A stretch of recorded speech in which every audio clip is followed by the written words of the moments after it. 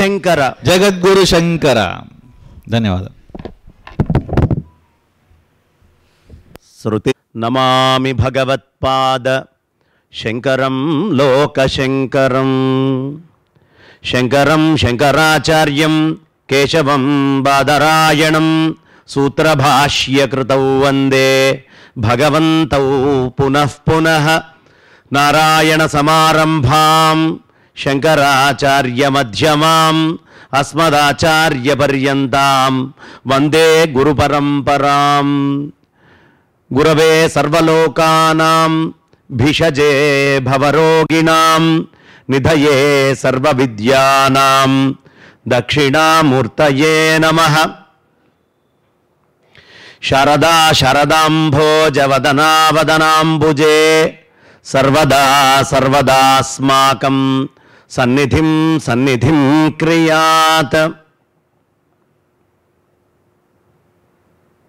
యస్య ప్రసాదాదహమేవ విష్ణుః మయ్యేవ సర్వం పరికల్పితంచ ఇట్టం విజానామి సదాత్మరూపం తస్యాంఘ్రియుగ్మం ప్రణతోస్మి నిత్యం.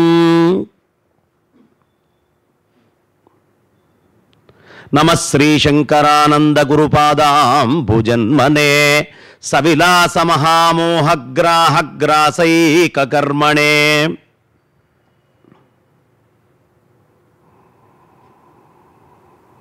అజ్ఞానాం జాహ్నవీతీర్థం విద్యాతీర్థం వివేకినాం సర్వేషాం సుఖదం తీర్థం భారతీతీర్థమాశ్రయే. విద్యా వినయ సంపన్నం వీతరాగం వివేకినం వందే వేదాంత తత్వజ్ఞం విధుశేఖర భారతీం. నారాయణం నమస్కృత్య నరం చైవ నరోత్తమం దేవీం సరస్వతీం వ్యాసం తతో జయముదీరయేత్. కృష్ణాయ యాదవేంద్రాయ జ్ఞానముద్రాయ యోగినే నాథాయ రుక్మిణీశాయ నమో వేదాంతవేదినే. అందరూ ఒక్కసారి చెప్పండి అమ్మా. శ్రీవైకుంఠ నివాసాయ శ్రీనివాసాయ విష్ణవే వేద వేదాంగ రూపాయ మాధవాయ నమోస్తుతే. సర్వధర్మాన్ పరిత్యజ్య మామేకం శరణం వ్రజ అహం త్వా సర్వపాపేభ్యో మోక్షయిష్యామి మా శుచః. సభాకల్పతరుం వందే. ఆత్మస్వరూపులైన అందరినీ స్వీయ స్వరూపమే అనే పూర్ణ విశ్వాసముతో ఇవాల్టి ఈ ప్రసంగము ఆరంభం చేసుకుందాం. ఇందులో నేనేదో చెప్తున్నానని, మీరేదో వింటున్నారని, లేదు మీరేదో మాట్లాడతారని నేనేదో వింటున్నాను అనే దానికంటే కూడా కేవల గురువనుగ్రహము బ్రహ్మము తప్ప ఇంకొక వస్తువు లేదు అని ఆరంభం చేసుకుందాం. అదేమిటండి అంటే, ఇప్పుడు నేను మాట్లాడుతుంటే వింటున్నదంతా మీ తల్లిదండ్రులు, మీ గురువులు, మీ ఆచార్యులు అని నేను చెప్పాను అనుకోండి. ఏమిటి మీరు మా వాళ్ళు వింటున్నా అంటారేమిటి? ఉన్నది మేము కదా, వాళ్ళు వినడం ఏమిటి? శంకరాచార్యులు వారు చెప్తారు, సర్వవేదాంత సిద్ధాంత గోచరం తమగోచరం గోవిందం పరమానందం సద్గురుం ప్రణతోస్మ్యహం. నేనేవో అక్షరాలు మాట్లాడుతున్నా, మీరందరూ అక్కడ కూర్చొని అక్షరాలు వింటున్నారు. నేను మాట్లాడేది మీకు అర్థం అవడానికి కారణం ఎవరు? మొట్టమొదట ఆలోచిస్తే పసి వయస్సులో ఆ అనే అక్షరం దగ్గర నుంచి మీ తల్లిదండ్రులు, మీ బంధువులు, మీ చుట్టుపక్కల వాళ్ళు, మీ గురువులు, సమాజము, ఇంతమంది యొక్క అనుగ్రహం ఉంటే వాళ్ళు నేను మాట్లాడేది మీరు వింటున్నారు. కానీ ఇప్పుడు నేను మాట్లాడేదంతా మీకు తెలుసు, మీరు వింటున్నారని మీకు తెలుసు. తమ అగోచరం, దానికి మూలమైనటువంటి గురువులు ఎవరు ఇక్కడ గోచరం కావట్లేదు, కానీ వాళ్ళ అనుగ్రహంతో మనం వింటున్నాం. ఇప్పుడు మీ లోపల ఉన్నటువంటి సాఫ్ట్వేరు, మీ గురువులు, ఈ సంఘము అంతా కూడా అద్వయం, అంతా ఒకటే అయి ఉంది, అనేకంగా ఏదీ లేదు. ఆ ఒకటే అయినటువంటి చైతన్య సత్తా ఏమిటి అనేది తెలుసుకోవడం కోసం ఇక్కడ వేదాంత రీట్రీట్ తరఫున మనకింత చక్కటి కార్యక్రమాన్ని అనంతశ్రీ విభూషితులు, ఎవరు మాట్లాడుతూ కూడా మౌనంగా ఉంటారో, ఎవరు మౌనంగా ఉండి మాట్లాడగలరో, ఎవరు విజయయాత్ర అనేది చేస్తూ స్థిరంగా ఉంటారో, ఎవరు స్థిరంగా ఉండి విజయయాత్ర అనేది చేయగలుగుతారో, అలాంటి మహాత్ములైనటువంటి యతీశ్వరులు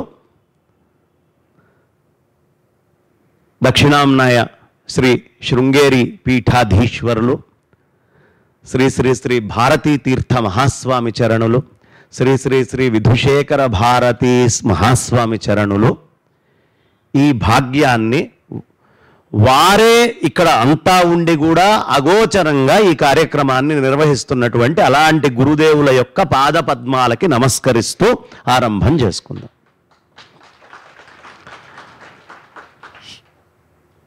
అద్వైతము అంటే ఇది వినటానికి తేలిగ్గా ఉంటుంది, కానీ చెప్పాలి అంటే యత్ర ద్వైతం న విద్యతే అనే శబ్దంతో మొదలు పెట్టుకోవాలి.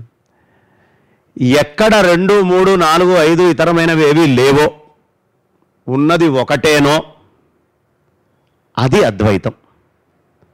2, 3, 4, 5 ఏమండి, ఇప్పుడు ద్వైతం చెప్పాలి. ద్వైతం చెప్పడానికి ఏమన్నా పెద్ద ఓ సిద్ధాంతం పుస్తకం ఏమన్నా రాయాల్సిన అవసరం ఉందా? ఓ చిన్న పిల్లవాడు, నర్సరీ పిల్లవాడిని తీసుకొస్తే మా అమ్మ వేరు నేను వేరు అంటాడు. దానికి ఓ పుస్తకము, ఓ గ్రంథము, ఓ సిద్ధాంతము అవసరం లేదు కదా. పరస్పర భిన్నంగా కనిపించేటటువంటి 2 వస్తువులు ఒకటే అని చెప్పడానికి సిద్ధాంతం కావాలి, మిగతా దేనికి సిద్ధాంతం అక్కర్లా. అందుకని వేదాంతం అంటే అద్వైత సిద్ధాంతమే, ఇంకోటి ఏది వేదాంతం అయ్యే అవకాశం లేదు. నేతి నేతి నేతి ఇది కాదు, ఇది కాదు, ఇది కాదు, ఇది కాదు అని చెప్పేటప్పుడు మీకు ద్వైతం అనేక రకాలుగా కనిపించవచ్చు. కానీ ఇదే పదార్థము అని సూచించేటప్పుడు మాత్రము అద్వైతము అనేది అవసరం. ఎందుకు కష్టమయ్యా అంటే వేదాంతం చెప్పేవాడికి తెలియదు, వినేవాడికి అర్థం కాదు. మల్లాది చంద్రశేఖర శాస్త్రి గారు పెద్దలు వారు చెప్పిన మాట, వారి దగ్గర నుంచి నేను విన్నది ఏమిటంటే, చెప్పేవాడికి తెలియదు. ఏమయ్యా అడగండి మీరు, పరమాత్మ నీకు తెలుసా అని ప్రశ్న వేయండి ఎవరినైనా. వాడు ఒకవేళ నాకు తెలుసు అన్నాడు అనుకోండి, చెప్పేవాడు పరమాత్మ తెలిసేదా? పోనీ చెప్పేవాడు నాకు తెలియదు అన్నాడు అనుకోండి, నీకు తెలియదు మాకెందుకయ్యా వచ్చి చెప్తున్నావు, అవసరం నీకే తెలియదు మాకొచ్చేం చెప్తావు నువ్వు అనే ప్రశ్న వెంటనే వస్తుంది. కాబట్టి దీనికి సమాధానం ఏమిటయ్యా అంటే పరమాత్మ తెలియనిది కాదులే అనాలట. తెలుసు అనకూడదు, తెలియదు అనకూడదు. ఉపన్యాసం చెప్పేటప్పుడు ఈ పరమాత్మ ఆయన ఏమిటి? ఆయన ఆది మధ్యాంతరహిత కేవల నిర్గుణ పరబ్రహ్మస్వరూప సచ్చిదానంద ఘన చిదానందం, అఖండ మండలాకారం వ్యాప్తం ఏన చరాచరం. అఖండ మండలాకారం, దాన్ని ఇంకెవడు 2 చేయలేడు ఈ సృష్టిలో. బ్రహ్మము అన్నారు శంకరాచార్యులు వారు, పెద్దలందరూ కూడా దాన్ని బ్రహ్మము అని అన్నారు. అందుకనే బ్రహ్మసూత్రాలు అన్నారు. బ్రహ్మసూత్రాలలో భ్రా, ఈ బ్రహ్మసూత్రాలు ఏ ధాతువు నుంచి తీసుకున్నారు? బృహధాతువు నుంచి తీసుకున్నారు. అంటే పెరిగి పెరిగి అన్నిటికంటే పెద్దది ఏదైనా ఉంది అదే బ్రహ్మమయ్యా. అన్నిటికంటే పెద్దది బ్రహ్మం. ఇప్పుడు ఈ సృష్టిలో మనం తీసుకుంటూ వెళ్దాం. ఏమండి పృథ్వీ చాలా కనిపిస్తోందండి, అబ్బే దీనికి అంతం ఉందండి, ఇది పూర్తిగా కనిపించినా లేదు. పృథ్వీ కంటే ఒక 10 రెట్లు ఎక్కువగా నీళ్లు కనిపిస్తున్నాయండి, దీనికి కూడా అంతం ఉందయ్యా, ఇది కనిపించదు. అంతకంటే 10 రెట్లు పెద్దదైనటువంటి భూతము అగ్ని అండి, అబ్బే అది కూడా లేదయ్యా, అంతముంది. ఎందుకంటే అంత మండుతున్నటువంటి సూర్యుడికి కూడా లైఫ్ టైం ఉంది. వాయువు అండి, లాభం లేదయ్యా, దానికి కూడా అంతం ఉంది. అది లేనటువంటి ప్రదేశాలు కూడా చాలా ఉన్నాయి.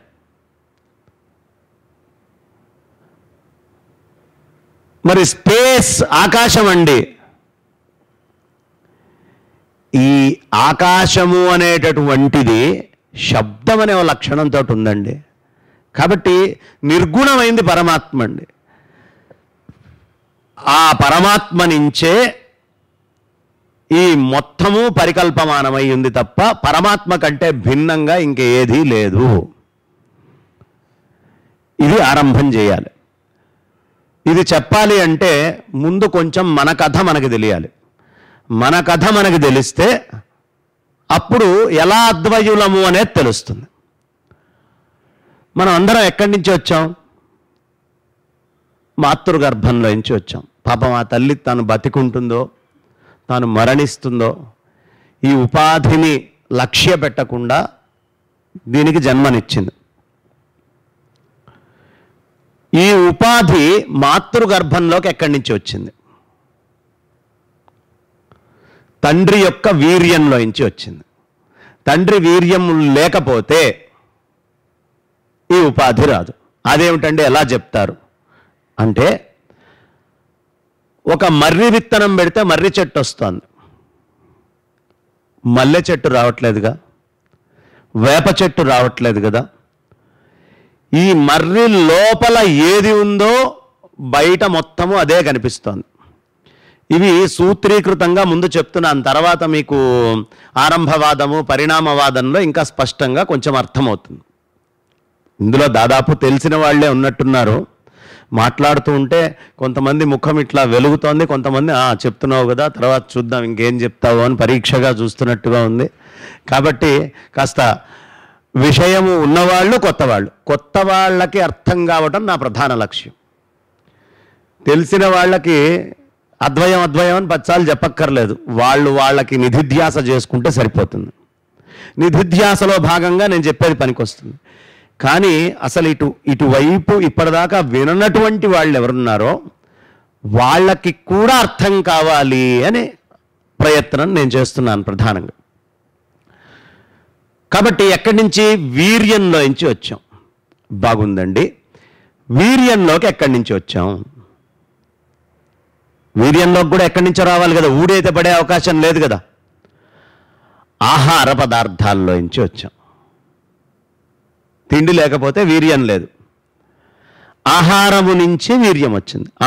అంటే నేను మాతృగర్భంలోకి వచ్చాను, అంతకంటే బయట ప్రపంచము, అంతకంటే ముందు మాతృగర్భము, అంతకంటే తండ్రి వీర్యము, అంతకంటే ముందు ఎక్కడున్నాను?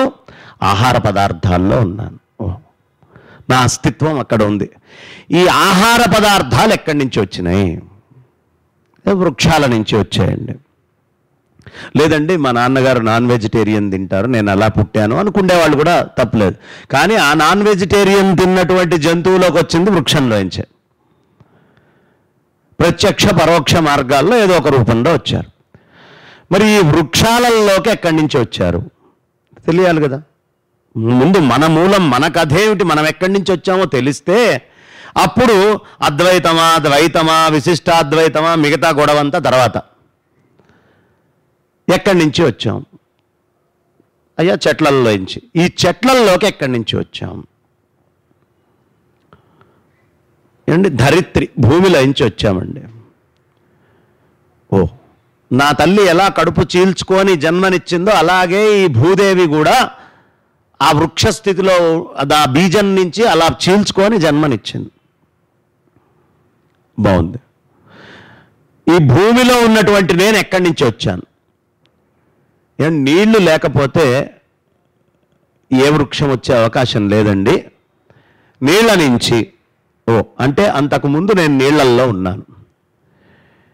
ఈ నీళ్ల దగ్గర నుంచే మనందరికీ జీవభ్రాంతి మొదలైంది.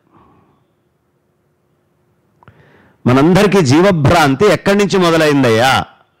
రుచి. నేను అనే రుచి ఎక్కడి నుంచి వచ్చింది అంటే జలము దగ్గర నుంచి ఆరంభమైంది. అది ఎలా అండి అంటే సూర్యుడి నుంచి 3 రకాల కిరణాలు భూమి మీదకి వస్తున్నాయి. భవిష్య పురాణం చెప్తుంది. ఒకటి ఉష్ణ కిరణాలు,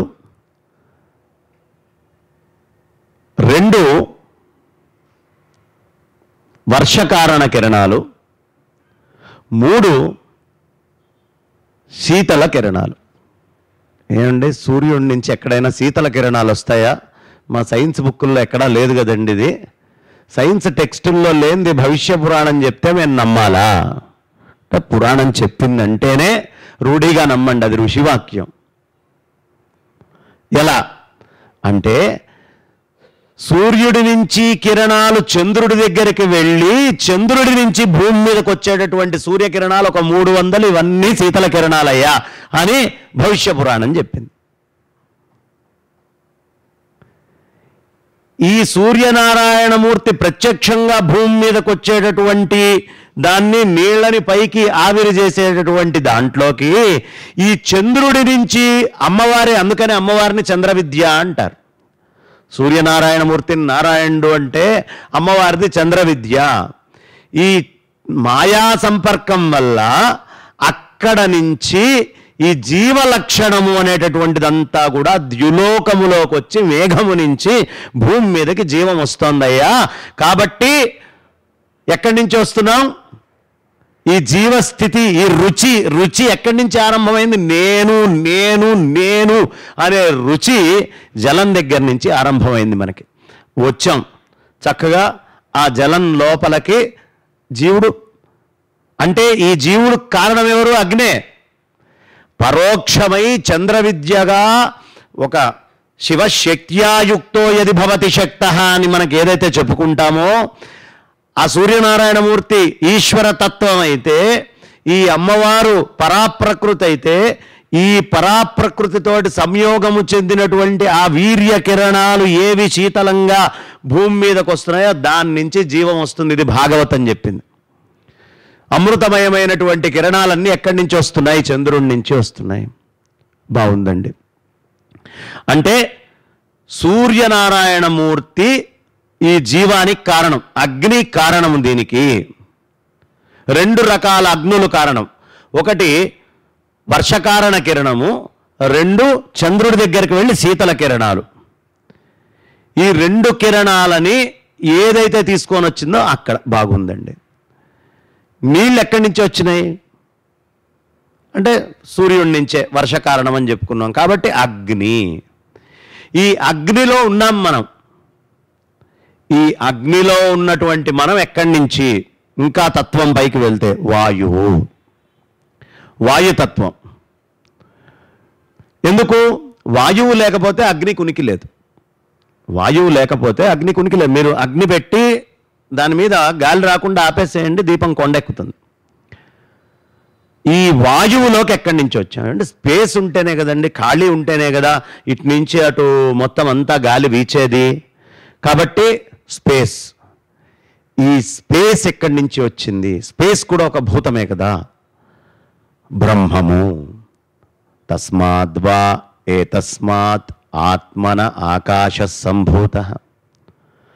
ఆకాశాద్ వాయు, వాయోరగ్ని, అగ్నేరాపః, అద్భ్యః పృథివీ, పృథివ్యా ఓషధయః, ఓషధీభ్యోన్నం, అన్నాత్ పురుషః.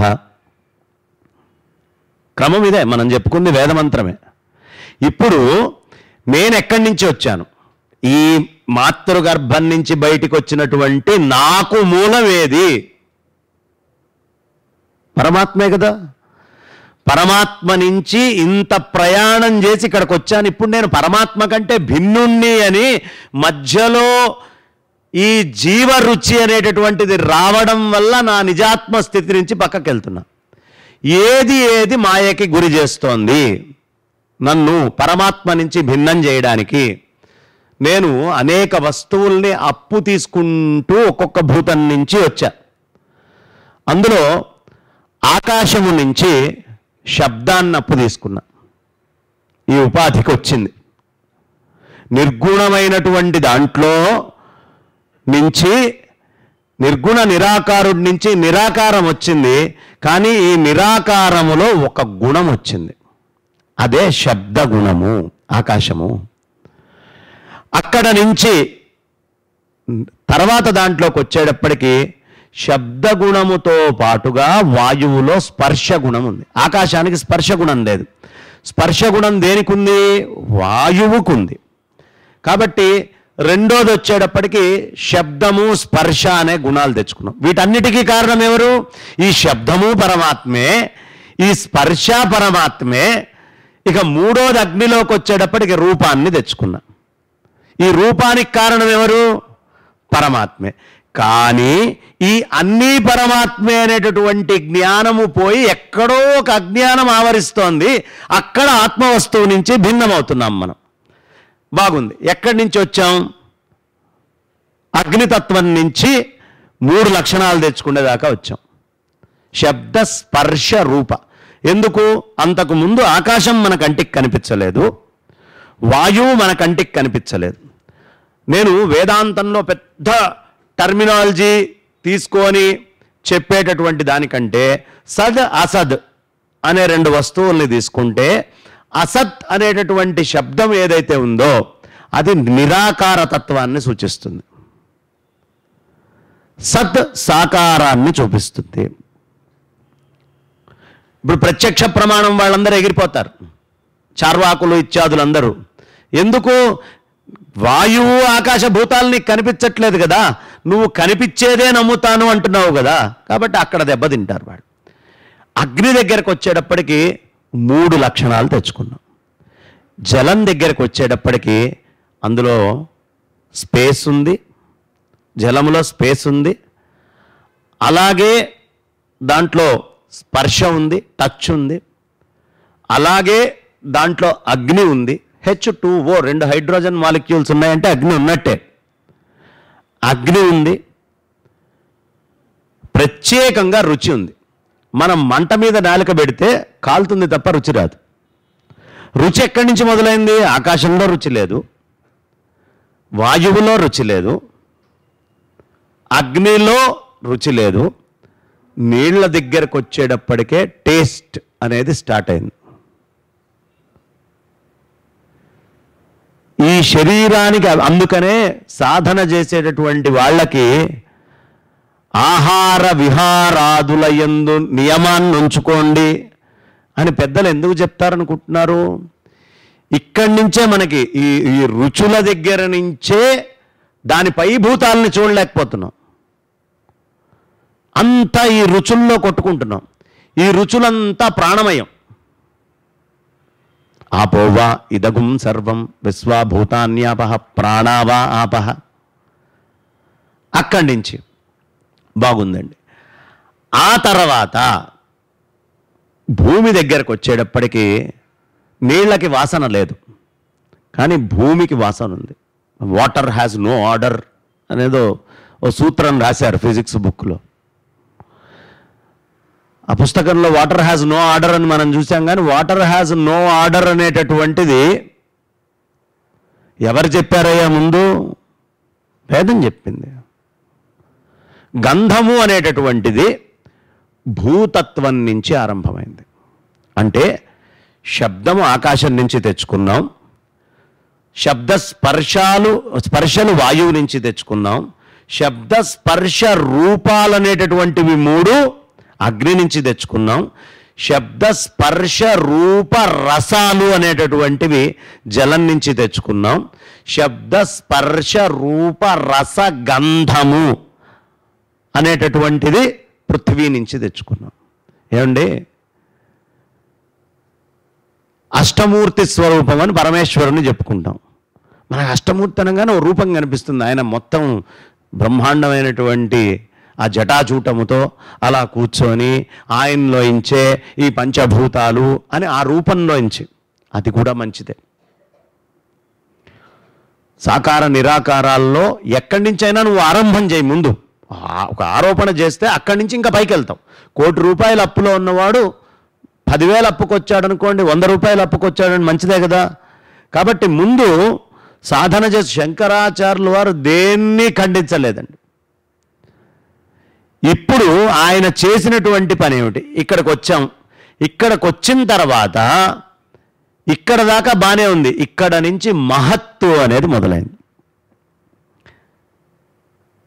ఓషధులలోంచి వృద్ధి, క్షయము, అది పరిణామము, ఇవంతా ఓషధుల స్థాయి. పరిణామము చెందడము అనేటటువంటిది ఈ పంచభూతాల యొక్క పరమాణువుల తర్వాత వచ్చిన ఓషధుల్లోంచి పరిణామం అనేది జరుగుతోంది. కాబట్టి పరిణామవాదం ఎక్కడుందయ్యా? పంచభూతాలని దాటిన తర్వాత వస్తుంది. పదార్థము, గుణాలు, ఇవన్నీ వాళ్ళు మాట్లాడుకుండేవన్నీ కూడా ఇక్కడి నుంచి మనం దిగి వచ్చేసాం. బాగుందండి. ఈ ఓషధుల దగ్గర ఇప్పుడు ఈ శరీరం ఓషధులు పడకపోతే ఇక పెరగదు, క్షీణించడం మొదలు పెడుతుంది, అయిపోతుంది. ఓషధులలోంచి తండ్రి యొక్క గర్భంలోకి ప్రవేశించాం. ఇవాళ మనం వింటున్నాము అంటే వాళ్ళకి ముందు నమస్కరించుకోవాలండి, తల్లిదండ్రులకి. ఎందుకు నమస్కరించుకోవాలి తల్లిదండ్రులకి అంటే, జంతువునాం నరజన్మ దుర్లభం అతః పుంస్త్వం. శంకరాచార్యులు వారు జంతువుల్లో నరజన్మ రావడం దుర్లభం ఎందుకన్నారు అంటే, ఈ ఆహార పదార్థాన్ని మీ తండ్రి కాకుండా ఏ కుక్కో, పందో, పిల్లో, ఇంకోటో తింటే దాని వీర్యంలో నుంచి వెళ్ళి అసంతానంగా పుట్టుండేవాళ్ళం కదా. ఇంత మహత్తరమైనటువంటి అన్ని ధర్మాలకి, ధర్మ అర్థ కామ మోక్షాలని ఏది సాధించాలన్నా ఉపాధి అవసరం చాలా ఉంది. కాబట్టి ఏది సాధించడానికైనా యోగ్యమైనటువంటిది ఇచ్చినటువంటి తల్లిదండ్రుల్ని, అందుకనే వేదం ముందు మొదలు మాతృదేవోభవ పితృదేవోభవ, అక్కడి నుంచే మొదలుపెట్టు జీవితాన్ని అంటుంది. ఈ తల్లిదండ్రుల యొక్క అనుగ్రహం వల్ల నువ్వు ఇక్కడికి వచ్చావు. ఇప్పుడు నీ మూలం పరమాత్మే కదా. విత్తనంలో ఏదుందో బయటికి వచ్చేది అదే కదా. వెంటనే రెండు రకాల వాదనలు వస్తాయి. సాంఖ్యులు, ఈ సాంఖ్యులు వైశేషికులు. సాంఖ్యులు వచ్చి, అయ్యా అంతా పరమాణువులతోటి ఇది ఏర్పడ్డదండి, అంతా పరమాణువులు, ఒక పరమాణు ఇంకో పరమాణువుతోటి కలవడం వల్ల దాన్ని ద్వ్యణుకము అంటాం. ఆ ద్వ్యణుకాలు 3 కలిస్తే దాన్ని త్రియణుకము అంటాం. ఎక్కడి నుంచి ఈ సృష్టి కనిపిస్తుంది అంటే, పరమాత్మ అన్నిటికంటే చిన్నదండి. ఈ చిన్నదైనటువంటి పరమాత్మ త్రియణుకమైన దగ్గర నుంచి కంటికి కనిపిస్తోందండి. కాబట్టి ఈ త్రియణుకము అనేటటువంటి దానివల్ల ఈ సృష్టి మొత్తము గోచరిస్తోంది అని వాళ్ళు చెప్పారు. అదేమిటయ్యా అంత పరమాణువులు కారణమని నువ్వు అంటున్నావేమిటి? శంకరాచార్యులు వారు అడిగారు. ఇప్పుడు అంతే కదండి, ఈ శరీరం అంతా పరమాణువులతోటే కదా నిర్మితమైంది. ఈ కనిపించేటువంటి బల్లాలు, టేబుల్స్ వాళ్ళు ఎప్పుడో కొన్ని వందల వేల సంవత్సరాల క్రితం వాళ్ళు మాట్లాడుకున్నటువంటి అంశాలు, అణువులు, పరమాణువులు. మనం ఎవరో వచ్చి ఈ రూథర్ఫోర్డో, హైసెన్బర్గో వీళ్ళు వచ్చిన తర్వాతే మాకు ఈ థియరీస్ అన్నీ పుట్టుకొచ్చినాయండి, అంతకుముందు మాకు తెలియదు అని మనం మాట్లాడుకుంటూ ఉంటాం. వాళ్ళు చర్చ చేసుకుంటున్నారు ఈ విషయం, పరమాణువుల విషయం. ఇక్కడ బాగుందండి, ఈ పరమాణువులు రెండు కలుస్తున్నాయి అంటున్నావు కదా. ఏ శక్తి వల్ల పరమాణువులు కలుస్తున్నాయి, ఏ శక్తి వల్ల పరమాణువులు విడిపోతున్నాయి అంటే, స్వతహాగా పరమాణువుల కంటే మించిన శక్తి. శంకరాచార్యులు వారు అడిగిన ప్రశ్న. ఇప్పుడు 2 పరమాణువులు కలుస్తున్నాయి అన్నావు, దేనివల్ల కలుస్తున్నాయి? అది నిన్న కలవకుండా ఇప్పుడే ఎందుకు కలుస్తోంది? మళ్ళీ దేనివల్ల ఇది విడిపోతోంది? కాబట్టి నువ్వు పరమాణువే ఈ మొత్తము సృష్టికి కారణము అంటే, ఈ పరమాత్ముల యొక్క ఈ పరమాణువుల యొక్క కలయిక, విభేదము, ఈ రెండిటికి కూడా ఏదో ఒక శక్తి ఉంది కదా. అది విచ్ఛిన్నమైందా, అవిచ్ఛిన్నమయ్యేటటువంటి శక్తి? కొంచెం అంటే సాధ్యమైనంత మటుకు తగ్గించి చెప్పే ప్రయత్నమే చేస్తాను. ఎవరికైనా కొంచెం అనుమానాలు వచ్చినా, ఏదైనా వచ్చినా చివరిలో ఖచ్చితంగా ఇవి మళ్ళీ తిరిగి అడగండి. అనేటటువంటిది కలవడం వల్లే ఈ సృష్టి అంతా ఏర్పడుతోంది. ఇవాళ ఈవెన్ సైన్స్ కూడా అదే కదా. ఏమండి, ఒపారిన్ అనేటటువంటి ఆయన, మిల్లర్ అనే ఆయన ఒక ఎక్స్పెరిమెంట్ చేశాడండి. తర్వాత ఒపారిన్ ఒక ఎక్స్పెరిమెంట్ చేశాడండి. క్రైగ్ వింటర్ లేటెస్ట్గా అద్భుతమైనటువంటి క్రైగ్ వింటర్ ఒక థియరీని ఇచ్చాడండి. అంటే ఈ థియరీస్ అన్నీ కూడా కెమికల్స్ నుంచి లైఫ్ వచ్చిందని చెప్తుంది. కెమికల్స్ అంటే మళ్ళీ ఈ పరమాణువుల యొక్క కాంబినేషనే. వాళ్ళున్నది కూడా ఆరంభవాదమే. Theory of origin, theory of evolution, ఈ రెండిట్లోనే ఉన్నారు. ఇప్పుడు థియరీ ఆఫ్ ఆరిజిన్ని కనుక మనం తీసుకుంటే ఈ రెండు పరమాణువుల యొక్క కలయిక ఏ శక్తి వల్ల జరుగుతోంది, దానికి మూలం ఏమిటి? ఒకవేళ ఆ మూలం ఒకటి ఉంటే ఈ పరమాణువుల యొక్క కలయిక నువ్వు చెప్తున్నటువంటి వాదన ముగిసిపోతుంది కదయ్యా. దీనికి ఎక్కువ సమయం తీసుకోకుండా కొద్దిగానే తీసుకుంటున్న కారణము, కాబట్టి పరమాణువుల వల్ల కలయిక వల్ల కాదు, ఒక్క సూత్రంతో దీన్ని ఖండించేయచ్చు. దానికంటే అతీతమైంది ఏదో ఉంది. బాగుందండి. ఇంకొకళ్ళు వచ్చారు, పదార్థం వల్ల అన్నారు. Material, matter. అయ్యా, పదార్థం వల్ల కూడా అయ్యే అవకాశం లేదు. పదార్థం వల్ల పరిణామము చెందుతోంది అని మీరు అంటున్నారు. ఇప్పుడు ఆవు గడ్డి తింది, అది పాలిస్తుంది. అదే గడ్డి దున్నపోతు తిన్నది, ఇది పాలివ్వట్లేదు కదా. మరి పదార్థానికి అనే గడ్డికి ఏదైనా లక్ష్యం ఉందా? గడ్డికి దేనితోటైనా, ఆ పదార్థానికి దేనితోటైనా సంబంధం ఉందా? దానికి దేనితోటి సంబంధం లేదు. అది ఎందులో వెళ్తే అలా పరిణామం చెందుతోంది. అంటే ఆ పరిణామము చెందించేటటువంటి శక్తి ఏదో వేరే ఉంది. పరిణామానికి అవసరమైన శక్తి కూడా వేరేదో ఉంది. కాబట్టి పరిణామవాదం కూడా నిలవదయ్యా. ఇదేమిటి ఆరంభవాదము, థియరీ ఆఫ్ ఆరిజిన్. ఒకవేళ కెమికల్సే లైఫ్ అంటావా? ఇక్కడ ఏమైపోతుంది, నా తల్లిదండ్రుల్ని కూడా నేను కెమికల్స్ కింద చూస్తాను, వాళ్ళకి చేయాల్సిన పని ఏం లేదు. నేను ఒక పిల్లవాడిని కన్నా వీడో కెమికలే. సో కెమికల్ కాబట్టి కెమికల్స్ని యాజ్ ఇట్ ఈజ్ అని ప్రాపర్టీ వదిలిపెట్టేస్తారు. ఇవాళ సైన్స్ ఇంకా దారుణమైన పరిస్థితుల్లో ఉంది. ఆరంభవాద పరిణామవాదాల కంటే కూడా కెమికల్స్ నుంచి లైఫ్ వచ్చింది అంటే, మరి ఎవడైనా చచ్చిపోయినప్పుడు, అంటే ఇది నేను ఎందుకు చెప్తున్నాను, ఇప్పుడు ఎందుకు గుర్తొచ్చింది అంటే, గోగినేని బాబు అనేటటువంటి ఆయనతో నాకు వాదన అయింది. అయినప్పుడు అతను లైఫ్ ఈజ్ క్రియేటెడ్ అన్నాడు. As parents how we create life, the same way life is created in labs అన్నాడు నాతోటి. మహా టీవీలో ఉంటుంది, 4వ ఎపిసోడ్లోనూ ఎక్కడో ఆ స్టేట్మెంటు. ఇది ఎక్కడ సోద్యం అండి? లైఫ్ని ఇప్పటిదాకా ఎవడైనా క్రియేట్ చేశాడా అంటే అప్పుడు ఈ క్రైగ్ వింటర్ ఎక్స్పెరిమెంట్ అని నాకు చెప్పాడు. క్రైగ్ వింటర్ ఎక్స్పెరిమెంట్ ఏమిటి?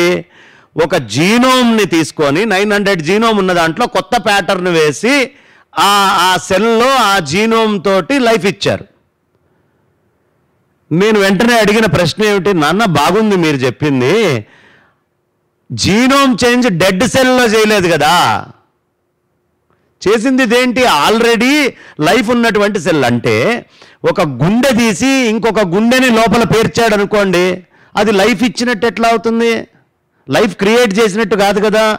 ఆల్రెడీ ఒక ఎగ్జిస్టింగ్ లైఫ్ని ఇంకో లైఫ్లో పెట్టే, only you have transplanted something, but you have not created life. ఇప్పటిదాకా మీరు ఏదో పెద్ద లైఫ్ అనే పెద్ద పదం వాడుతున్నారు. ఒక గడ్డి పరకని సృష్టి చేసిన వాడు ఎవడైనా ఉన్నాడా? ఈ భూమి మీద గడ్డి పరకని, ఆవు తినేటటువంటి గడ్డి పరకని సృష్టి చేసిన వాడు ఎవడైనా ఉన్నాడా? ఎవడూ లేడు. సో లైఫ్ క్రియేట్ చేశాను అని చెప్పేటటువంటి స్టేట్మెంటే తప్పు. ఒకవేళ లైఫ్ని కనుక ఎవడైనా క్రియేట్ చేస్తే అది బ్రహ్మమయ్యే అవకాశమే లేదు. ప్యాటర్న్ చేంజెస్ చేయొచ్చు, లోపల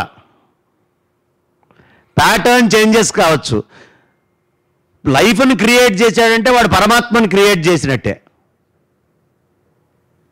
అందుకని వీళ్ళు ఎంత కొట్టుకున్నా, అప్పుడు నేను అడిగింది, ఒక డెడ్ బాడీ నీ ముందు పడుకొని ఉందయ్యా, ఈ పడుకున్నటువంటి డెడ్ బాడీ ఇప్పుడే 1 సెకండ్ అయింది అది చచ్చిపోయి. నువ్వు చెప్పిన అన్ని కెమికల్స్ అందులో ఉన్నాయిగా. నీకు కావాల్సిన లిపిడ్స్ ఇస్తా, నీకు కావాల్సిన ప్రోటీన్స్ ఇస్తా, నీకు కావాల్సిన మాలిక్యూల్స్ ఇస్తాను, నీకు కావాల్సిన కెమికల్స్ అన్నీ ఇస్తాను. నీ CCMB ల్యాబ్స్లో, బయట ఉన్న ల్యాబ్స్లో నువ్వు ఎన్ని కెమికల్ కాంబినేషన్స్ అయితే చెప్పావో ఆ అన్ని కెమికల్స్ ఇస్తాను. లైఫ్ను సృష్టి చేయగలవా? ఈ జీవము పరమాత్మ కంటే భిన్నమైంది కాదు. కాబట్టి మీరు ఎన్ని ల్యాబులు తెచ్చుకున్నా దీన్ని సృష్టి చేయలేరు. మూలము పరమాత్మ, పరమాత్మే అజ్ఞానము అనేటటువంటిది తీసుకొచ్చుకొని అధ్యాస అనేటటువంటిది తెచ్చుకొని జీవుడిగా నువ్వు భావిస్తున్నావు. ఇప్పుడు నేను వింటున్నా, ఇది నా గొప్పతనం, నేను వింటున్నా అన్నావు. ఆకాశం లేకపోతే నువ్వు వినలేవు, వాయువు లేకపోతే నువ్వు స్పృశించలేవు, నీకు దేని స్పర్శ ఉండదు. అగ్ని లేకపోతే నీకు ఏ రూపగోచరము లేదు, జలము లేకపోతే నీకు ఏ రుచి లేదు, పృథ్వీ లేకపోతే నీకే గంధము లేదు. ఇప్పుడు చెప్పండి, నేను అని ఎంటిటీ ఏదైతే చెప్తున్నామో, ఒక ఎంటిటీని మనం చెప్పుకుంటున్నాం నేను అని. ఈ నేనుకి స్వతసిద్ధమైనటువంటి ఎంటిటీయా, ఈ పంచభూతాల్లో ఉండేటువంటి గుణాల వల్ల ఈ జీవము నేను అనేటువంటి భ్రాంతి కలుగుతోందా? పంచభూతాల వల్ల. ఈ పంచభూతాలన్నీ ఆత్మవస్తువే కదా, నువ్వు కాదు కదా. నువ్వు పంచభూతాలను నువ్వు ఎప్పుడు అనుకోవట్లేదు కదా. నువ్వు పంచభూతాలు అని గనక నువ్వు అనుకుంటే, నేను పంచభూతాలు అని ఎవడైనా ఇక్కడ ఈ ప్రపంచంలో అనుకునేవాళ్ళు ఉన్నారా? అనుకుంటే నువ్వు నేను పరమాత్మనని కూడా అనుకుంటావు. కానీ నువ్వు నిన్ను ఇండిపెండెంట్ ఎంటిటీగా చెప్తున్నావు. కానీ నీ ఎంటిటీ ఏం లేదు, ఎంటిటీ అంతా పంచభూతాలదే ఉంది. నీకంటూ ఒక ఎంటిటీ ఏదీ లేదు. అప్పుడు మరి ఈ సృష్టి అంతా ఎలా? ఈ పరమాణువులు అనేటువంటిది తీసుకున్నప్పుడు ఏమండి వాళ్ళు అడిగే ప్రశ్నలు ఎలా ఉంటాయి? ఈ విత్తనం ఉంది కదండి, ఈ విత్తనములో శంకరాచార్యులు వారు ఒకటే అడిగారు, విత్తనంలో చెట్టు ఉందా? లేదు. లేనిది కొత్తగా ఎక్కడి నుంచైనా వస్తుందా? అవకాశం లేదు. ఇక్కడే బౌద్ధులు కూడా వెళ్ళిపోతారు. శూన్యం అనేటటువంటిదే కదా వాళ్ళ సిద్ధాంతం, క్షణికము శూన్యం కదా. ఎప్పుడైతే ఈ విత్తనము లోపల నువ్వేమీ లేదన్నావో, ఏమీ లేనిది కొత్తది ఎక్కడి నుంచి వస్తోంది? క్షణికము. క్షణికమైతే నిన్న రాత్రి నేను గాఢ నిద్రలో, మత్తు నిద్రలోకి వెళ్ళిపోయా, పొద్దున్నే నిద్ర లేచా. క్షణికమైతే అక్కడిదక్కడ అయిపోవాలిగా, ఇక్కడి నుంచి కొత్తది కావాలిగా. ఏది ఆధారంగా ఇప్పుడు కూడా నడుపుకుంటూ తీసుకొచ్చి నాకు అన్నీ గుర్తుండేట్టు చేస్తోంది? క్షణికమైతే ఇప్పుడు గుర్తుండకూడదుగా.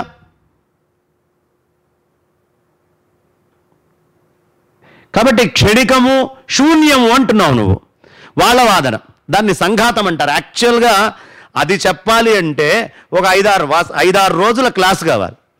సంఘాతవాదము అందుకనే సాధారణంగా ఎక్కువ సమయం తీసుకునేటువంటిది. అది సంక్షిప్త క్లుప్తంగా చెప్పలేం. ఏదీ లేదన్నప్పుడు ఎదురుకుండా ఉన్నవాడిని నేను పొడి చేస్తా. పాపము లేదు, పుణ్యము లేదు.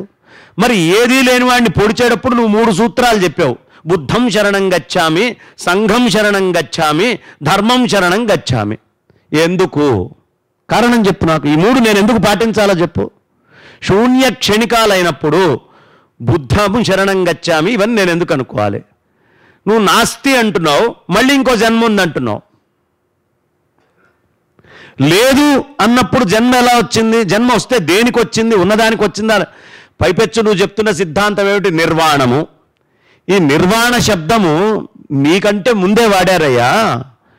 ఈయనకంటే ముందే కృష్ణ పరమాత్మ బ్రహ్మ నిర్వాణముచ్యతే. వాళ్ళందరూ చక్కగా మనం అందరం చెప్పుకుంటున్నాం, బ్రహ్మ నిర్వాణముచ్యతే. ఈ నిర్వాణము అనేటటువంటి శబ్దం ఏదైతే ఉందో, అనౌన్స్మెంట్ ఏమైనా చేయాలా మీరు? ఏం లేదు. నిర్వాణము అనేటటువంటి శబ్దము నువ్వు అర్థం చేసుకుంది వేరు. బ్రహ్మ నిర్వాణము అంటే పూర్ణత్వమందు లయమవడము బ్రహ్మ నిర్వాణం. ఏమీ లేనప్పుడు ఎందులో లయమవుతుందండి? ఇది లయం అవుతుంది. ఎక్కడ లయం అవుతుంది? లయం అవడానికి కూడా ఏదైనా కావాలి కదా, ఆధారం. ఏ ఆధారము లేని దాంట్లో లయం అవడము అనేటటువంటిది ఎక్కడా చెల్లదు. అందులో దాన్ని ఖండించాలంటే మళ్ళా దానికి శాఖలు. కారణం, నేను కారులో వచ్చేటప్పుడు ఓ చిన్న సందేశం లాగా నా పక్కన నడుపుతున్న మా మిత్రులు విజయ్ కుమార్ గారు అడిగారు, అయ్యా ఏమన్నా మీరు దీన్ని చెప్పగలరా అని. ఏమైనా కాస్త ఈ బౌద్ధుల్ని ఎలా ఖండించారో దాని గురించినటువంటి చర్చ వచ్చిందండి. అయ్యా అది చెప్పాలి అంటే దానికి న్యాయం చేయడానికి 1 గంట 10 నిమిషాలు సరిపోదు. దానికి మళ్ళీ చాలా పెద్దదైనటువంటి విషయం. ఇంకా నాకంటే కూడా విశ్వనాథ గోపాలకృష్ణ శాస్త్రి గారు లాంటి పెద్దలను, మద్దులపల్లి దత్తాత్రేయ శాస్త్రి గారు లాంటి పెద్దలను తీసుకొస్తే ఇంకా బ్రహ్మాండంగా వాళ్ళు దాన్ని మనకి చక్కగా అర్థమయ్యేట్టు ఖండించగలరు. గంటలో న్యాయం చేయలేం. అందుకని కొద్దిగా అంటుకొని లైట్గా పైపైన అర్థం కావడం కోసం చెప్తున్నా. కాబట్టి ఇప్పుడు లేనిది కొత్తగా రాదు. లేనిది కొత్తగా రాదు. ఉంది అంటావా? విత్తనం పగలగొట్టి నాకు చూపి. చెట్టు ఉంది అని ఎవడైనా అన్నాడు అనుకోండి విత్తనంలో, ఏది పగలగొట్టా కనిపించట్లేదే. ఇప్పుడు లేనిది రాదంటున్నావు, ఉంటే చూపిమంటున్నావు. నీ వాదం ఏంటయ్యా చెప్పు అని అడిగారు వాళ్ళు శంకరాచార్యుల వారిని.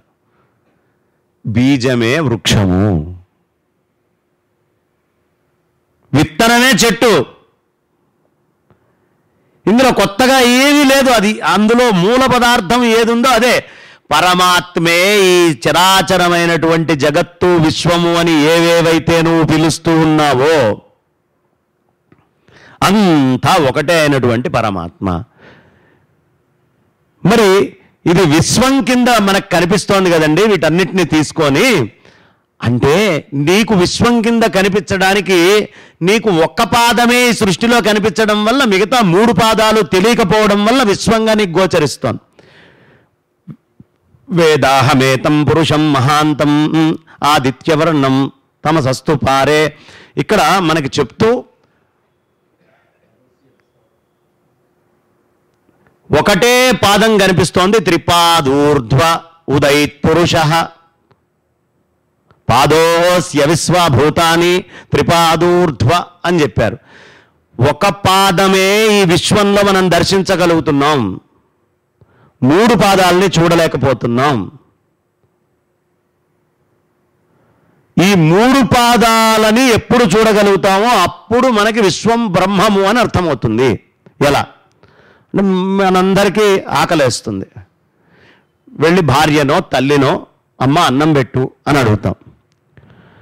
భార్యకు కానీ తల్లికి కానీ మనకు ఆకలేస్తోంది అని ఎప్పుడు తెలిసింది? మనం నోరు తెరిచి శబ్దం చెప్పినప్పుడు. అంటే ఒక పాదం వాళ్ళకి అర్థమైంది, ఆకలేస్తోంది, అన్నం పెట్టాలి. వెనకాల మీ మనస్సులో ముందు మీకు ఆకలేసింది, అప్పుడు వాళ్ళకి తెలియలేదు. వాళ్ళకు ఒక పాదమే తెలిసింది. ఈ సృష్టి కూడా ఒక పాదమే అర్థమవుతోంది.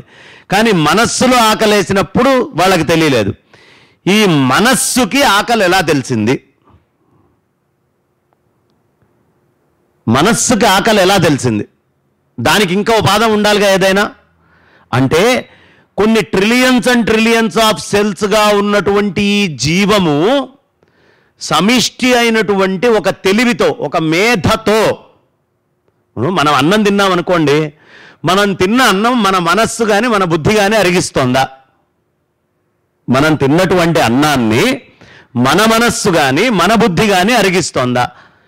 ఒకవేళ అరిగిస్తుందని ఎవరైనా అంటే ఎవరో చెప్పలేనటువంటి మూర్ఛ స్థితిలో, అపస్మార స్థితిలో ఉన్నాడు. వాడికి సిలేన్ ఎక్కిస్తే మొత్తం శరీరం అంతా వ్యాప్తి అవుతోందిగా ఇచ్చిన మెడిసిన్. అవుతోందా? అంటే వాడికి మనస్సు బుద్ధి లేదుగా. నేను అన్నం తిని నిద్రపోయా, గాఢ నిద్రలోకి వెళ్ళిపోయా, నా శరీరం లోపల అరుగుతోందిగా. అంటే మన మనస్సు కంటే మన బుద్ధి కంటే గొప్పదైనటువంటి ఒక తెలివి ఈ శరీరంలో పనిచేస్తోంది నిరంతరం. అందుకని అందుకనే కృష్ణయ్య చెప్పుకోగలిగాడు, అహం వైశ్వానరో భూత్వా ప్రాణినా దేహమాశ్రిత ప్రాణాపాన సమాయుక్తం. ఇవాళ గీతా జయంతి కూడా కలిసి వచ్చింది కదా. ప్రాణాపాన సమాయుక్తం పచామ్యన్నం చతుర్విధం. నేనే వైశ్వానర అగ్నిహోత్రం రూపంలో ఉండి మీరు తినేటటువంటి 4 రకాలైన అన్నాలు 4 రకాలైనా అన్నారు. 4 రకాలు. అదేమిటండి ఇస్తరాకులో 10 ఉన్నాయి కదా అంటే కాదు. భక్ష్య భోజ్య చోష్య లేహ్యాలు అనేవి 4. పీక్కు తినేవి, నవ్వులతో తినేవి, చోష్య చప్పరిస్తూ తినేవి, వన్ విచ్ యూ చ్యూ చోష్య, లేహ్య నాకుతూ తినేవి. అంతే, ఈ 4 తీసుకుండేది. కాబట్టి పచామ్యన్నం చతుర్విధం, నేనే ఈ 4 రకాలైనటువంటి ఆహారాలని పచ్యం చేస్తున్నా. అంటే మన బుద్ధి కంటే మన మనస్సు కంటే ఇంకో గొప్ప తెలివి మన ఎంటిటీకి కారణం. నా మనస్సు వల్లే కదా నేను అని నాకు తెలుస్తోంది, నా బుద్ధి వల్లే కదా నేను అని నాకు తెలుస్తోంది. ఈ మనస్సు బుద్ధి అనేటటువంటివి రెండూ పనిచేయడానికి చాందోగ్యోపనిషత్తు చెప్తుంది. అంటే అద్వైతాన్ని నేను ఇంకొక కోణంలో చెప్పాలనుకుంటున్నాను. చాందోగ్యం ఏం చెప్తోంది? మనం తిన్నటువంటి ఆహారము 3గా విభజించబడుతోంది. స్థూల భాగం పురీషం కింద వెళ్ళిపోతోంది, మధ్యమ భాగం మాంసం కింద మారుతుంది, సూక్ష్మ భాగం మనస్సు కింద మారుతుంది. అంటే ఈ ఆహారము అనేటటువంటిది వైశ్వానర అగ్నిహోత్రుడు అనేటటువంటి వాడు అనుగ్రహం వల్లే నా మనస్సు పనిచేస్తుంది. అంటే మనస్సుకి పరమాత్మే మూలము. మనస్సు ఎంటిటీకి మూలం ఎవరండి? పరమాత్మ. ఇప్పుడు నా మనస్సు అంటావేమిటయ్యా? నీ మనస్సు ఏమిటి? వాడే మనోరూపాన్ని ధరించాడు నీలో, వాడే పదార్థ నిశ్చయాలు చేస్తూ బుద్ధి రూపాన్ని ధరించాడు. శంకరాచార్యుల వారు అందుకనే అన్నపూర్ణ స్తోత్రం చదువుతూ శంకర్లు చెప్పే అద్వైత వేదాంతము స్తోత్రంలో కూడా అద్వైతమే ఉంటుందండి. అన్నపూర్ణే సదాపూర్ణే శంకర ప్రాణవల్లభే జ్ఞాన వైరాగ్య సిద్ధ్యర్థం భిక్షాం దేహి చ పార్వతి. ఈ మనస్సు అనేటటువంటిది ఏది నా లోపల వస్తోందో అన్నపూర్ణ, దాంట్లో జ్ఞానము వైరాగ్యము అనేటటువంటిది రావడం కోసం నీ వల్లే మనస్సు వస్తుందని నాకు తెలిసింది. నువ్వు వెళ్ళి లోపల పరమాత్మతోటి ఎప్పుడైతే సంయోగం చెందుతావో, ఈ పరమాత్మ నువ్వు ఈ ఇద్దరూ చేసేటటువంటి మాయే నా మనస్సు. ఈ మనస్సులో జ్ఞానము వైరాగ్యము అనేది తెచ్చిపెట్టు. జ్ఞాన వైరాగ్య సిద్ధ్యర్థం భిక్షాం దేహి చ పార్వతి. కాబట్టి నాకు జ్ఞానము వైరాగ్యము అనేటటువంటివి రెండు. అన్నము మూలము మనస్సుకి. ఇందాక పంచభూతాలని చెప్పుకుంటూ వచ్చాం కదా, అక్కడ పృథ్వీ దగ్గర గంధమైన తర్వాత ఓషధులు అని చెప్పుకున్నాం కదా, ఓషధీభ్యోన్నం అనుకున్నాం కదా. ఈ ఓషధుల దగ్గర నుంచి మనస్సు అనేటటువంటిది వస్తుంది మనకి. జీవుడు జలము దగ్గర అనుకుంటే మనస్సు ఓషధుల దగ్గర వస్తుంది. అంటే పరమాత్మ యొక్క ఆకాశభూతముతోటి సంబంధం లేదు. ఈ మనస్సుకి తల్లి తండ్రి ఎవరు? ఇది ప్రశ్న. ఇప్పుడు ఇంత అద్వైత వేదాంతం చెప్పుకుంటున్నాం. అసలు అద్వైతం అంటే ఏమిటి అంటే మనస్సులో ద్విత్వభ్రాంతి రాకుండా ఉండడమే అద్వైతం. మనస్సులో అద్వైతం ఏమిటండి? మనస్సులో మీరు గాఢ నిద్రలో ఉన్నారు, నేను ఈ శరీరం అని మీకు తెలుసా? కలలో ఉన్నప్పుడు తెలుస్తుంది, గాఢ నిద్రలో తెలియదు కదా. గాఢ నిద్రలో అజ్ఞానం ఉంది, కాకపోతే అక్కడ మనస్సు లేదు. ఉందా మనస్సు? మనస్సు లేకపోయినా నువ్వు ఉన్నావా లేదా అనే ప్రశ్న వేస్తే ఉన్నావు. బుద్ధి లేకపోయినా నువ్వు ఉన్నావా లేవా? ఉన్నావు. మనస్సు బుద్ధి లేనప్పుడు కూడా నువ్వు ఉంటే ఈ మనస్సుకి బుద్ధికి మూలమైనటువంటి వైశ్వానర విష్ణు స్వరూపమై ఉన్నావు. ఇది మూడో పాదం చెప్పుకుంటున్నాం ఇప్పుడు మనం. ఈ మూడో పాదము కంటే కూడా నాలుగోది ఏమిటయ్యా అంటే నేను ఒక ప్రత్యేకమైన తెలివి నా లోపల ఉంది, నా మనస్సు బుద్ధి కంటే గొప్పది అని చెప్పానే, అది చరాచర విశ్వమంతా వ్యాప్తి చెంది ఉంది. అంటే నాలో ఏ తెలివి అరిగిస్తోందో మీలో అదే తెలివి అరిగిస్తోంది. ఒక ఎద్దులో, ఒంటెలో, పశువులో చిన్న బ్యాక్టీరియాలో కూడా ఆ తెలివి అరిగిస్తోంది ఆహారాన్ని. ఒక సెల్ లోపల కూడా ఆ తెలివి అరిగిస్తోంది.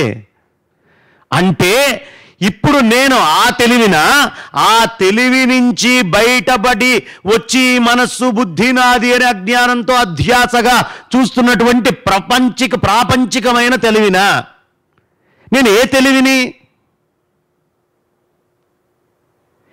ఈ మనస్సు బుద్ధి అన్నమయ ప్రాణమయ మనోమయ విజ్ఞానమయాల్లో ఉన్నాం కాబట్టి అర్థం చేసుకోలేకపోతున్నాం. కానీ స్వస్వరూపము, ఇప్పుడు చెప్పండి, నా మనస్సుకి బుద్ధికి ఏది కారణమో అదే తెలివి ఎదురుగుండా ఉన్న ప్రతి మనిషి యొక్క బుద్ధికి మనస్సుకి కారణమవునా కాదా? ఇప్పుడు నాకు మీకు ఏమన్నా వైర్ కనెక్షన్ ఉందా? నా పొట్టలో ఆ తెలివి అరిగించి ఈ వైర్ కనెక్షన్ తోటి వెళ్ళి మీ దగ్గర అరిగిస్తోందా? లేదుగా. నేను ఇక్కడున్నా వైర్ లేకుండా అరిగిస్తోంది, నేను అమెరికా వెళ్ళినా అరిగిస్తోంది, ఆస్ట్రేలియా వెళ్ళినా చంద్రమండలానికి పోయినా అరిగిస్తోంది. ఆ తెలివి పనిచేస్తోంది. నా తెలివి పనిచేయనప్పుడు కూడా ఆ తెలివి పనిచేస్తోంది. జ్ఞానాదేవతు కైవల్యం. నీ మనస్సు విచ్ఛిన్నమయ్యే భౌతిక ప్రపంచంలోకి వెళ్ళి ద్విత్వం రెండు అని చూడటం ఆపి ఈ తెలివి వల్ల అంతా ఒకటే అని ఆ తెలివితో, నీ లోపల ఉన్న ఆ తెలివితో ఎప్పుడు కనెక్ట్ అవుతుందో, సృష్టిలో ఉన్నటువంటి చరాచరమైనటువంటి అన్నిటి యందు ఉన్న ఆ తెలివితో కనెక్ట్ అయింది, నువ్వు బ్రహ్మం అయిపోయావు. ఒక్కసారి చప్పట్లు కొట్టండి. అంటే పొరపాటున ఎవరైనా నిద్రపోతే లేస్తారు అని. నా కోసం కాదు ఈ చప్పట్లు.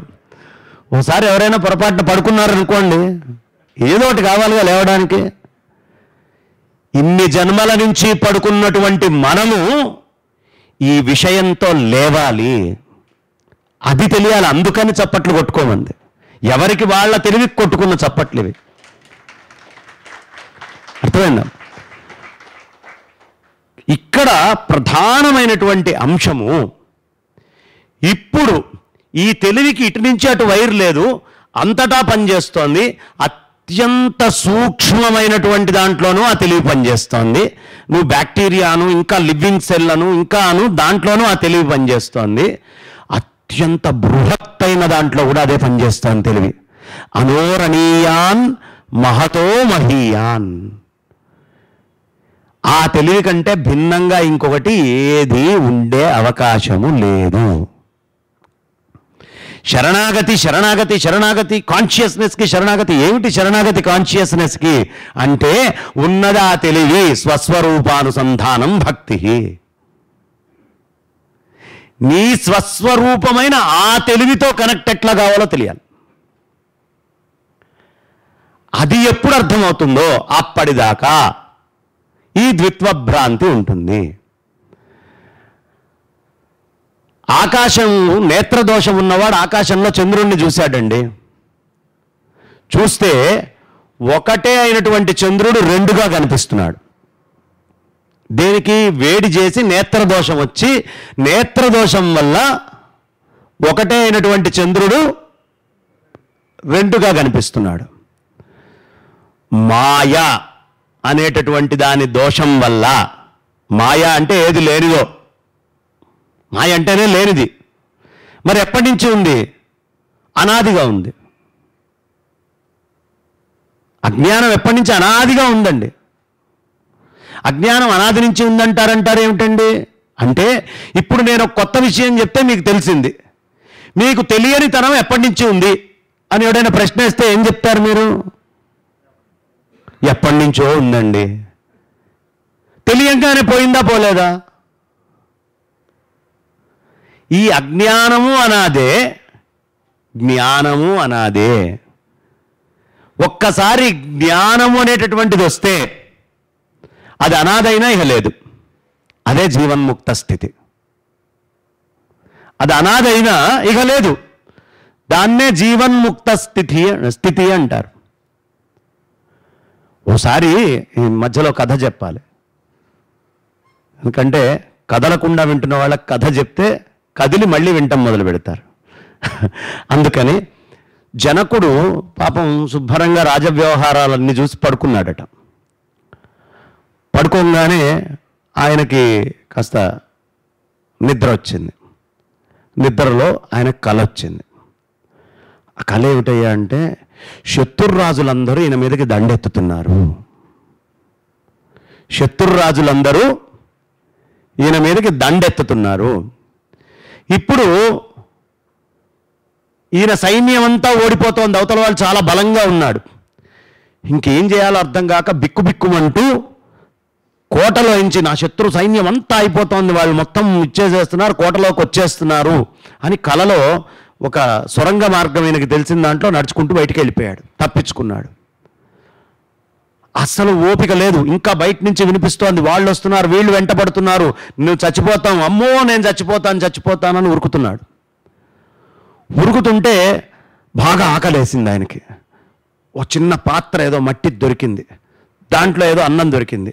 అది తిందామనుకుంటే ఎవరో వచ్చి చేతి మీద ఇట్లా కొట్టారు, ఆ పాత్ర పడిపోయింది. వెనకాల నుంచి చంపడానికి సైన్యం రకరకాల ఆయుధాలతో వస్తున్నాయి. ఈయన పెద్దగా అరవడం మొదలుపెట్టాడు, నన్ను కాపాడండో, చచ్చిపోతున్నా అని. అక్కడ ఉండే ద్వారపాలకులు భయపడి ఉరుక్కుంటూ వచ్చారు. అక్కడ ఉండే రాణులు కూడా ఉరుక్కుంటూ వచ్చింది. వచ్చి ఏమండి చచ్చిపోతున్నా, నన్ను కాపాడండి, నాకు ఆకలేస్తోంది, చచ్చిపోతున్నా, ఈ అరుపులు అరుస్తున్నాడు. మంత్రి అందరూ వచ్చారు. ఇక మెల్లిగా కొడితే లేచాడనమాట. ఒక్కసారి లేచి అటు ఇటు చూశాడు, అదేంటి రాణి ఇక్కడే ఉందే, మిగతా నా మంత్రి ఇక్కడే ఉన్నాడే, రాజ్యం ఇక్కడే ఉందే, మరి శత్రువులు రావటం, దాడి చేయటం, నాకు ఆకలేయటం, తినడం, ఇదంతా నేను అనుభవిస్తూనే ఉన్నానే. అంటే ఏం లేదు స్వామి, ఏదో కలగన్నారు. కాదు, నాకు చెప్పండి, అది నిజమా ఇది నిజమా? అమ్మో, మంత్రి వెంటనే అన్నాడు, మేం చెప్పమండి, పండిత పరిషత్తుని పిలుస్తామన్నాడు. పండిత పరిషత్తు వచ్చింది. అది నిజమా ఇది నిజమా? ఎందుకంటే ఇది నేనే అనుభవించా, ఈ రెండు నేనే అనుభవించా, కొత్తవాడు ఎవడొచ్చి అనుభవించలా. ఈ అనుభవించినటువంటి కలలోది నిజమా, అనుభవిస్తున్నటువంటి బయట వ్యావహారికము నిజమా? ఈ రెండిట్లో ఏది నిజమో చెప్పండి అంటే అప్పుడు పండితులందరూ చెప్పారు, నాయనా, ఈ రెండిటినీ సాక్షిగా చూస్తున్నవాడు ఒక్కడే నిజం. ఎందుకు? మీకు నిద్రలో బాగా దాహం వేసింది, బయట నుంచి ఎవడైనా చెంబుడు నీళ్లు తీసిస్తే మీ దాహం తీరుతుందా? తీరదు. బయట బాగా వ్యావహారిక జగత్తులో మీకు దాహం వేసింది, ఆ నిద్రలో నిన్న రాత్రి చూసిన నీళ్లు తాగితే దాహం తీరుతుందా? తీరదు. కానీ దాహం అనేటటువంటిది ఒకటి ఉంది అని సాక్షిగా దర్శిస్తున్నవాడున్నాడే, వాడే నిజం. వాడు అజ్ఞానంతో నేనేదో చేస్తున్నాను, అధ్యాస అనేటటువంటిది ఒకటి తీసుకొని వచ్చి లేని ప్రపంచాన్ని మొత్తాన్ని మనం ఆరోపించుకొని నేను భోక్తని, నేను కర్తని అని రకరకాలైనటువంటి ఆలోచనలతో మనిషి అనుభవిస్తూ ఉన్నాడు. ఇప్పుడు ప్రతివాడు నేను అంటున్నాడండి. ఈ నేను ఎక్కడ వ్యాప్తి చెందుంది? ముక్కు దగ్గర చెందుందా, చెయ్యి దగ్గర చెందుందా, తల దగ్గర ఉందా, కాలు దగ్గర ఉందా, ఎక్కడ ఉంది? అంతటా వ్యాప్తి చెందుంది కదా. అలాగే బ్రహ్మాండమంతా పరమాత్మ సత్తా అనేటటువంటిది వ్యాప్తి చెంది ఉంది. అది అంతా ఒకటే అయ్యింది. వ్యాప్తి చెందడం అంటే మళ్ళీ అపార్థం చేసుకోవద్దు, ఉన్నది అదే. కానీ అజ్ఞానం వల్ల నేను అనే భ్రాంతి ఉంది కాబట్టి ఈ నేను పోవడానికి అది వ్యాప్తి చెందుంది అనే పదం వాడుతున్నాం. ఈ కనిపించేటటువంటిదంతా ఒకటే అయినటువంటి స్వరూపం.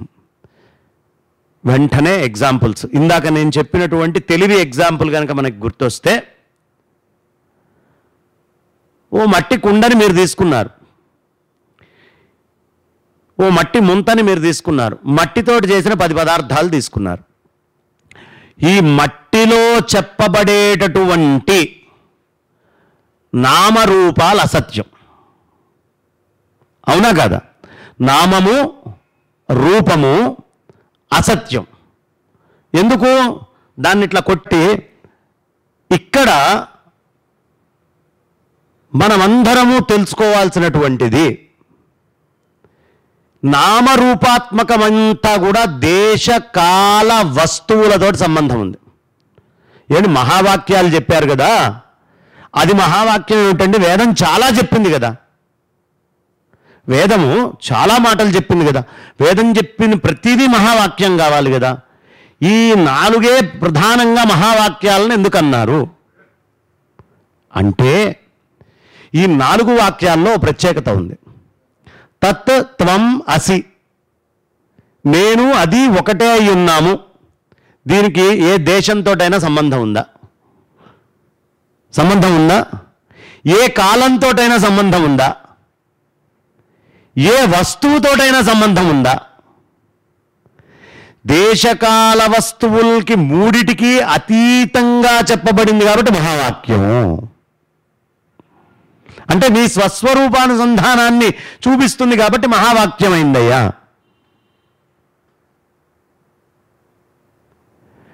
ఇక్కడ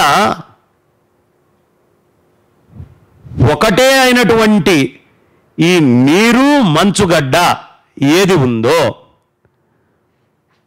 సర్వవ్యాపకమైన పరమాత్మ ఘనీభవించి జీవుడు అనే స్థితిని చూపిస్తున్నాడు.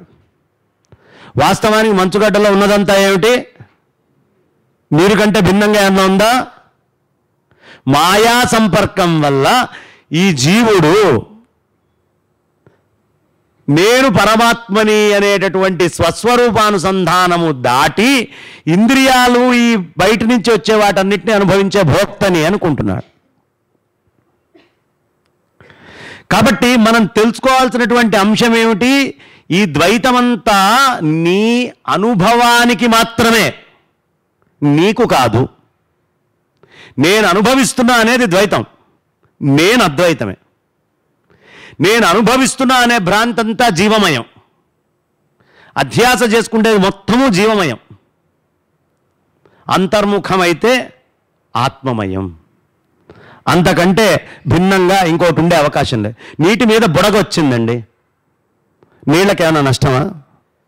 బుడగ పగిలిందండి, నీళ్ళకేమైనా నష్టమా? అట్లాగే నేను జీవుణ్ణి అని నువ్వు అనుకున్నా పరమాత్మకు వచ్చిన నష్టమేం లేదు. పగిలి నువ్వు ఆత్మస్వరూపమై స్వస్వరూపానుసంధానాన్ని తీసుకున్నా దానికి ఉన్న నష్టం, అది ఏ వికారాలని అంటుకోదు. వికారాలకి సంబంధం లేదు. అది నిరాకారమైనటువంటిది, నిర్గుణమైనటువంటిది. నువ్వు చేసేటటువంటి గుణాలు మొత్తము వేరు. సముద్రంలో పెద్ద అల లేచింది, వెంటనే మనం ఏమంటాం? అబ్బబ్బబ్బబ్బా 8 అడుగులు అలా, 12 అడుగులు లేస్తే సునామీ. 8 అడుగులు అలా అబ్బో లేచొచ్చిందండి అన్నాం, అవునా? ఈ 8 అడుగులు లేచినటువంటి అల ఏదైతే ఉందో అది రకరకాల భయాలు, భ్రాంతులు, ఇబ్బందులు, కష్టాలు, విస్మయానికి గురి చేస్తోంది, మోహింపజేస్తోంది. రకరకాలుగా దాన్ని ఇట్లానే చూస్తూ ఉండాలనిపిస్తోంది. సముద్రం కంటే అది భిన్నమా? లేచిన అల మునగంగానే లేచినప్పుడు సముద్రానికంటే భిన్నమా అదేమైనా? ఈ జీవభ్రాంతి అనేటటువంటిది కూడా ఎందుకోనయ్యా దాన్ని ఉవ్వెత్తున లేపి దాని వికారాలన్నీ అంటుకొని కూర్చుంటున్నావు. నీకు దానికి అభేదమే. సముద్రానికి అలకి ఏ సంబంధం ఉందో జీవుడికి పరమాత్మకి అదే సంబంధం. అంతకంటే భిన్నము కాదు.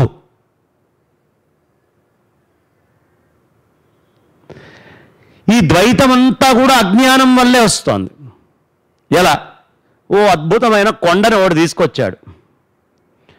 ఆ కొండ మీద ఒక నెమలిని చెక్కాడు వాడు, దాని కిందే పాముని చెక్కాడు. అద్భుతమైన చిత్రకారుడు, మామూలు విషయం కాదు. ఆ అద్భుతమైనటువంటి చిత్రకారుడు ఆ పాముని ఈ నెమలి కాళ్ళతోటి అడిసి పట్టి ముఖం దగ్గర మూతి పెట్టినట్టుగా చూపించాడు. ముక్కు చాలా అద్భుతంగా ఉంది. మనం ఎవరైనా వెళ్ళాం, అసలు ఇట్లా చూడంగానే ఏమిటి నిజంగా బయటకు వచ్చేస్తుందా ఏమిటి, పాము బయటకు వస్తుందా అన్నట్టుగా ఉంది. అంత చక్కగా చెక్కాడు. అజ్ఞానికి అక్కడ నెమలి పాము రెండు కనిపిస్తున్నాయి. కానీ నెమలి కొండే, పాము కూడా కొండే. రెండిటికి వస్తువు ఒకటే కదండి. ఒకటే వస్తువునందు అక్కడ రెండుని ఎలా ఆరోపిస్తున్నారో అజ్ఞాన వశము చేత, మీ బుద్ధిలో పూర్వం తెచ్చుకున్నటువంటి జ్ఞానము వల్ల, తెలివితేటల్ని పక్కన పెట్టిన అతి తెలివితేటల వల్ల ఒకటే అయినటువంటి వస్తువుని రెండుగా మీరు చూపిస్తున్నారా చూపించట్లేదా? మీరు చూపించినంత మాత్రాన అవి రెండా? ఓ పిల్లవాడిని తీసుకెళ్తే అవి రెండు రెండు రెండు అంటాడు వాడు. పెద్దవాడు కూడా అంటాడు అనుకోండి, తెలియనంత దాకా. రెండు రెండు అంటుంటాడా అనడా? ఇప్పుడు రెండా ఒకటే? అది అదే ఈ జీవుడికి బ్రహ్మానికి ఉన్న సంబంధం. కొన్ని కారణాల వల్ల ఇలా జరుగుతోంది. పాలు పెరుగుగా మారినాయండి. పాలేవి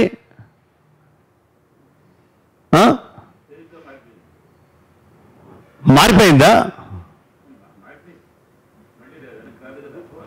వెనక్కి రాదు కాబట్టి మారిపోయిందంటారు. పాలే పెరుగు. అలాగే సర్వవ్యాపకమైనటువంటి పరమాత్మని జీవుడి కింద మార్చి వెనక్కైనటువంటి స్వస్వరూపానుసంధానం వెళ్ళలేక ఇక్కడి నుంచి అనుభవిస్తున్నావు. పాలు పెరుగు రెండు ఒకటే.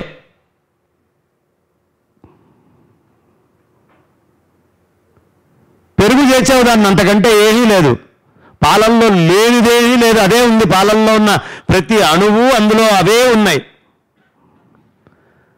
ఏదో రూపాంకురం చెందింది కాబట్టి మళ్ళీ పాలు రావు అంటున్నావు. రావడానికి పాలు పోయింది ఎక్కడికి? పాలు ఎక్కడికి పోయినాయి? పాలు పోయినాయి కాబట్టి రావు అంటున్నాం. పరమాత్మ కించితజ్ఞము, సర్వజ్ఞత్వము ఇదంతా మన అజ్ఞానమే. ఈ గ్లాసులో ఎంత స్పేస్ ఉందండి? నా వేలు ఎంత స్పేస్ని చూపిస్తోంది? గ్లాసుడు స్పేస్ని చూపిస్తోంది కదా. ఈ గ్లాస్ నేను పక్కకు తీసా. ఇప్పుడు రూమ్ ఫుల్ ఆఫ్ స్పేస్ కనిపిస్తోందా లేదా? ఈ గోడలన్నీ పగలగొట్టా, అనంతమైన ఆకాశాన్ని చూపిస్తోందా లేదా? అనంతమైన ఆకాశం గోచరిస్తోందా? ఇప్పుడు నువ్వేం చేస్తున్నావు? నామరూపాలతోటి కనెక్ట్ చేసావు స్పేస్ని. నామరూపాలతోటి కనెక్ట్ చేసేటప్పటికీ ఇదేమైంది? లిమిటెడ్ అయింది. ఇంకొంచెం పెద్ద నామరూపాలు చేసావు. అబ్బా, గ్లాస్ స్పేస్ కంటే కూడా ఇది ఎక్కువ కదండి. గ్లాసులో ఇక్కడ ఉన్న 100 మంది కూర్చోలేరు కదా, 200 మంది కూర్చోలేరు కదా, కానీ ఈ రూమ్లో కూర్చున్నారు కదా, ఇది కించెత్తు, ఇది ఇంకా పెద్దది అన్నాడు అనుకోండి. దానికి స్పేస్ తోటి ఏం సంబంధం అసలు? అబ్బే, ఈ గోడలు పగలగొడితే విశ్వంలో ఇన్ని వేల కోట్ల జీవులు ప్రాణులు జీవిస్తున్నాయి కదండి, ఇంకా విశాలమైన స్పేసు. స్పేస్లో ఏమైనా వికారం ఉందా? ఇక్కడ పెట్టినప్పుడు కానీ, ఇక్కడ పెట్టినప్పుడు కానీ, అన్నీ కూలగొట్టినప్పుడు కానీ స్పేస్కే వికారం లేదు. నువ్వు ఎప్పుడు నామరూపాత్మకముగా ఈ సృష్టిని మొత్తాన్ని చెప్తున్నావో అక్కడ మాత్రమే వికారము. ఈ వాచారంభ వికారాలన్నీ కూడా నామరూపాలకు సంబంధించినటువంటివి. నువ్వు ఉపాధి నేను అనుకుంటున్నావు కాబట్టి నీ లిమిటేషన్స్ నువ్వు మాట్లాడుతున్నావు. కానీ గాఢ నిద్రలో అజ్ఞానవశాన బ్రహ్మ వస్తువుతో ఐక్యము చెందినటువంటి నువ్వు అభేద స్థితిలోనే ఉన్నావు. అంతటా నిండి ఉన్నటువంటి స్వస్వరూపానుసంధానంలోనే ఉన్నావు. కానీ జ్ఞానముతో తెలుసుకోలేకపోతున్నావు. ఈ మూడిట్లో సాక్షి ఉంది. మెలకువతోటి ఉన్నప్పుడు ఈ బయట నుంచి ఇంద్రియాలన్నీ కూడా బయట ప్రపంచాన్ని చూస్తున్నాయి చూడట్లేదా? కొంచెం కలలోకి వెళ్ళావు, ఇప్పుడు బయట వేసినటువంటి సినిమాని లోపలే నువ్వు అనేక రూపాలు ధరించావు. జనకుడికి సైనికులు, లోపల పారిపోతున్న జనకుడు వేరా కలగంటున్నప్పుడు, భిక్షాపాత్రని కొట్టిన ఆవిడ, కోట సొరంగము, ఇవన్నీ ఆయన తెలివే కదా. కొత్తగా ఒక్క పదార్థం కూడా లేకుండానే సృష్టి అంతా అయిపోయింది కదా. జీవుడే ఇంత సృష్టి చేసి అనుభవిస్తున్నాను అని ఎలా అయితే అనుకుంటున్నాడో, ఆత్మవస్తువే అంతటా ఉంది, అంతకంటే భిన్నంగా లేదు. దాని పరిమితి తగ్గించుకొని మీరు జీవుడిగా ఉన్నప్పుడు అనుభవిస్తున్నారు. ఒకటి ఇంద్రియ జ్ఞానంతో తెలుసుకుంటున్నారు, ఒకటి మనోమయ జ్ఞానంతో, బుద్ధిమయ జ్ఞానంతో తెలుసుకుంటున్నారు, ఇంకొకటి అజ్ఞానవశాన తెలుసుకోలేకపోతున్నారు. ఈ మూడిటిని దాటినటువంటి స్థితి ఒకటి ఉందయ్యా. అదేమిటయ్యా అంటే, మేలుకొని ఉన్నప్పుడు నేనున్నాను, నాది ఉంది. కలలో ఉన్నప్పుడు నేనున్నాను, నాది ఉంది. గాఢ నిద్రలో ఉన్నప్పుడు నేను లేను, నాది లేదు. మూడు తప్పే. నేనున్నాను, నాది లేదు అనేదే నిజాద్వైత సిద్ధాంతము. నేనే ఉన్నాను, నాది లేదు. కాబట్టి నేను ఎరుకతోటి వస్తుంది. నాది అనేటటువంటి అజ్ఞానం ఈ ఎరుకతోటే దూరం కావాలి. మరి ఈ అజ్ఞానం రావడానికి కారణం ఎవరండి? దానికి కూడా పరమాత్మే కారణం. మాయకి కూడా పరమాత్మే. ఇప్పుడు మనం ఎవరికో అబద్ధం చెప్తామండి, అబద్ధానికి ప్రమాణం ఏమిటి చెప్పండి? అసత్యానికి ప్రమాణం ఏమిటి? అసత్యానికి సత్యమే ప్రమాణమా? ఎదుటివాడి చెవులోకి వెళ్ళి మనం అసత్యం చెప్పాం, వాడు అది సత్యం అనుకోవాలని చెప్తున్నావా, అసత్యం అనుకోవాలని చెప్తున్నావా? అంటే అసత్యానికి కూడా ప్రమాణం ఏమిటి? సత్యమే కదా. గురువులు, పెద్దలు, భారత భాగవతాలు, అనేకమైనటువంటి పురాణ గ్రంథాలు, ఉపనిషత్తుల దగ్గర నుంచి ఎక్కడ ఏది తీసుకున్నా ఇవాళ తెలుగునాటకి ఒక పెద్ద దిక్కు. శాస్త్ర భాగంలో కానీ పురాణ భాగంలో కానీ ఎవరైనా ఉన్నారా అని ఇలా వేలు చూపిస్తే అది పెద్దలు బ్రహ్మశ్రీ శలాక రఘునాథ శర్మ గారు. గట్టిగా ఒకసారి కరతాళ ధ్వనులతో సాదరంగా వారిని ఆహ్వానించుకుందాం. టైం అయిందా? 5 నిమిషాలు. కాబట్టి ఇప్పుడు మనం చేసుకునేటటువంటి ప్రతి బాహ్యమైనటువంటిది మన యొక్క అధ్యాసే. అంతేనా? మొత్తము అధ్యాసేనండి. స్వస్వరూపానుసంధానం అనేటటువంటిది నేను నాది అనేది ఉన్నంత దాకా, నేను నాది అనేది లేనంత దాకా కూడా రాదు. నేనుండి నాది లేకుండా పోయినప్పుడు స్వస్వరూపానుసంధానము అనేదే మిగిలి ఉంటుంది. కాబట్టి శంకర భగవత్పాదాచార్యుల వారు మనందరికీ అనుగ్రహించినటువంటి, అజ్ఞానంలో కొట్టుకుంటున్నటువంటి మనందరినీ శృతి స్మృతి పురాణానాం ఆలయం, కరుణాలయం, శృతులలో నుంచి ఉపనిషత్తులన్నీ తీసుకొని భాష్యాన్ని ఇచ్చారు. స్మృతులలో బ్రహ్మసూత్రాదుల్ని మనకు అందించారు. పురాణాల్లోంచి భగవద్గీతని తీసుకొని ప్రస్థానత్రయంగా మణిపూసగా గుచ్చి, వారు బ్రహ్మమై ఉండి కూడా బ్రహ్మస్థితిలో రమించకుండా అజ్ఞానంతో ఉండే అందరినీ అనుగ్రహించాలి అనే కరుణ అనేది ఎక్కడి నుంచో ఒకటి వచ్చింది. అది కూడా వారిలో నుంచే. పరమాత్మ సంకల్పం చేతే సృష్టి ఎట్లా అయిందో వారి సంకల్పమే ఆ కరుణకి కూడా మూలం. కరుణాలయం. అలాంటి కరుణాలయ స్వరూపుడైనటువంటి భగవత్పాదుల వారికి నమస్కరిస్తూ ఈ లోకం అంతా కూడా ఆయనే శంకరము, అందుకే జగత్తు మొత్తానికి ఆయనే గురువు, జగద్గురువు. వారికి నమస్కరిస్తూ అస్మత్పీఠే సమారూఢాం పరివ్రాడుక్త లక్షణ అహమేవేత్తి విజ్ఞేయ ఇది సహదేవ స్మృతి.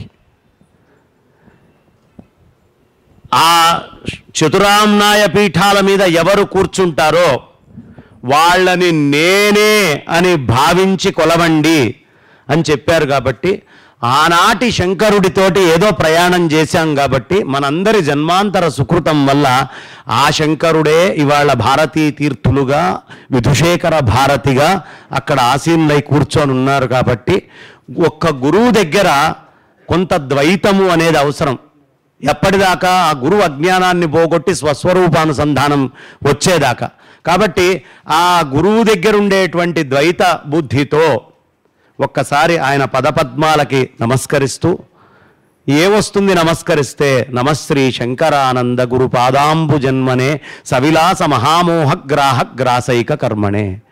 సమస్తమైనటువంటి సంపదలు, ఆనందాలు, సుఖాలు అన్నిటికీ మూలమై నిజాత్మతత్వమైనటువంటి ఆనందతత్వమైనటువంటి ఏదైనా ఉంది అంటే గురువు యొక్క పాదాలు, గురువు యొక్క మార్గం. అది ఎప్పుడూ మనం మనస్సులో పెట్టుకోవాలి. దేనికి అంటే మనలో సవిలాస మహామోహగ్రాహ, అనేక విలాసాలతోటి కూడి ఒక మహామోహం అనే మొసలి ఉంది. ఆ గురువు యొక్క పాద పద్మాలు, ఆ దారి యొక్క లక్ష్యం ఏమిటయ్యా అంటే, ఆ మార్గము యొక్క లక్ష్యము, దాని ఆహారమే ఈ మహామోహం. కాబట్టి ఈ మహామోహాన్నంతా అది తీసేస్తుంది. కాబట్టి గ్రాసైక కర్మణే. అందుకని అలాంటి గురువుల యొక్క పాదాలు, పెద్దల పాదాలకి సాష్టాంగ ప్రణామాలు చేస్తూ వారి మార్గము సదా మన చిత్తమునందు, మనస్సునందు, బుద్ధి యందు, హృదయమునందు రమిస్తూ ఉండాలి. ఆ మార్గమే మనకి పరమావధి, అదే అద్వైత మార్గము అని చెప్తూ నా వాణికి విరామాన్ని ఇస్తున్నాను. స్వస్తి స్వస్తి ప్రజాభ్య. గురుగారు తెలియజేస్తూ, అసలు గురువుగారు మధ్యలో మీతో చెప్పట్లు కొట్టించారు, ఎవరైనా పడుకున్నారేమో అని. అసలు మీ ప్రసంగంలో పడుకున్న వారు నేను ఇప్పటివరకు చూడలేదు. ఫస్ట్ ఆఫ్ ఆల్ ఎవరు పడుకునే అవకాశం కూడా ఉండదు. ఎందుకంటే గురువుగారి ప్రసంగంలో ఒకటి సబ్జెక్టుతో పాటు ఇంట్రెస్ట్ కలిగించే అనేకమైనటువంటి ఘట్టాలు చెప్తారు. కాబట్టి గురువుగారు నేను ఇప్పటివరకు మీ ప్రసంగంలో పడుకోవడం అనేది చూడలేదు. ఇంకోటి ఏంటంటే, అసలు పరబ్రహ్మతత్వం అనేసరికి మనం అంత పెద్ద పెద్ద శ్లోకాలు, నాకు అసలు ఒక పోతన భాగవతం నుంచి అది గుర్తుకొస్తుంది. ఎవ్వని చే జనించు జగం ఎవ్వని లోపల నుండి లీనమై ఎవ్వని యందుడిందు పరమేశ్వరుడు ఎవ్వడు మూల కారణం ఎవ్వడు అనాది మధ్యలయుడు ఎవ్వడు సర్వముదానయ అయిన వాడెవ్వడు వాని ఆత్మభూనీశ్వరుంచే శరణంబు వేడదన్. అసలు ఎవరు ఆత్మను దాటి మన ఈ ఆత్మని, శరీరాన్ని దాటి పరమాత్మ వరకు ఎలా వెళ్ళాలని దాన్ని సైంటిఫిక్ కొన్ని ఎలిమెంట్స్ని జోడించి చెప్పిన గురుగారు బ్రహ్మశ్రీ బంగారయ్య శర్మ గారికి శిరస్సాష్టాంగ నమస్కారాలతో